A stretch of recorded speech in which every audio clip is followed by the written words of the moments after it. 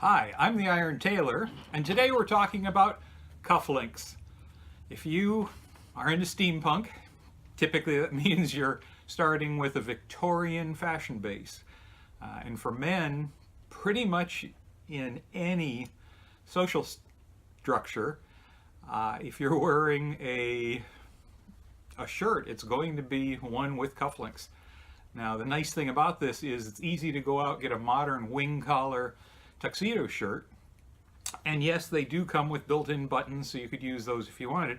But the cufflink adds that wonderful little touch, and they're extremely easy to make in a huge variety of different things. So I thought today I'd show you some of the ones I've made, and hopefully get you inspired to make your own. So I figured we'd start with these little lovelies.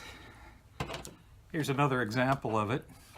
This is simply the motor rotor out of the flat little motors that are in just about every floppy drive, CD-ROM drive, DVD drive.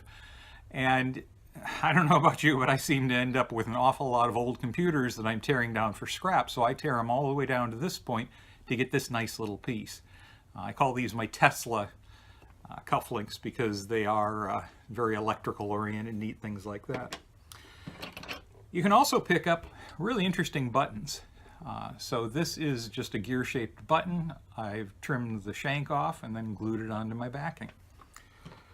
Let's talk a little bit about those backings before we go any further. You can get a couple different types. This is a pretty standard tie-tack backing. I picked these up on the internet. I like them in antique bronze. You don't really see them because they're covered by something, but they have a nice little flat space that you can just glue things right to. The other option are these. These are button covers, and this is actually plastic with a little brass tone paint on it. These go over a button. Pull off one of my tie tacks, so I've got some cufflinks. So these slide over the button and then close. So it basically fulfills the same role and doesn't require that you go out and get cuffs that already have the buttonholes on both sides. You can also do these as a collar button and put a larger piece on it and do it very much like a military award. That's kind of nice sometimes to have that instead of an actual tie. It's just very distinctive and kind of nice. So just look online. These are called button covers, and again, big broad spot to be able to glue onto them. For glues, I've used super glue in the past. This is what I'm using now. I find the super glue, even the gel type, eventually gets knocked loose. So this is E6000. You can pick it up at all your craft stores. Very stinky. Always use an extremely good ventilation, like outdoors or someplace with a really good breeze going. It takes a little while to set up. I generally try to give it 24 hours, but it stays just slightly flexible, and it's something that our folks who do jewelry got me hooked onto because they use it for everything, and it is a terrifically strong glue. So always worth getting. I get it in these ridiculously tiny tubes because one of these will last you a year. It's very sparing, and that way they don't dry out on you. So again, available in all your craft stores. So back to our cufflinks. Put mine back on. Here's a set of Gambler's cufflinks. It's actually dice. Now, rather than just glue the dice on here, I've just shaved the faces off. And the advantage to that is dice, always the opposite sides add up to 7.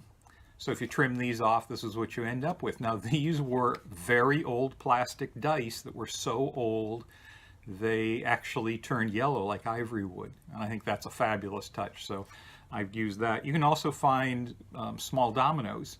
Do the same thing, just glue them to your bases. You can use coins.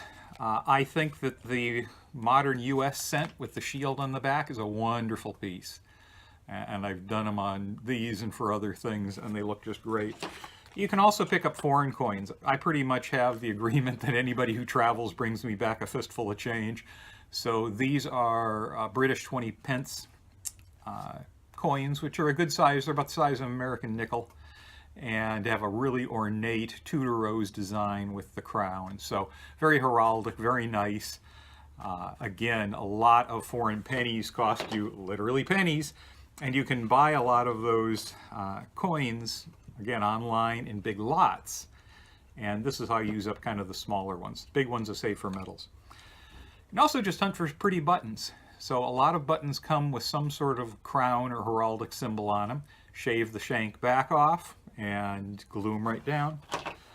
Some actually have inset pieces that look like gems, pearls, things like that. Looks very elegant, very nice. You can also color coordinate these, because a lot of times the color of the gem changes. And so if you're wearing a red neck piece, be it an ascot or scarf or whatever, you could actually coordinate your cufflinks to it. Interesting way to go.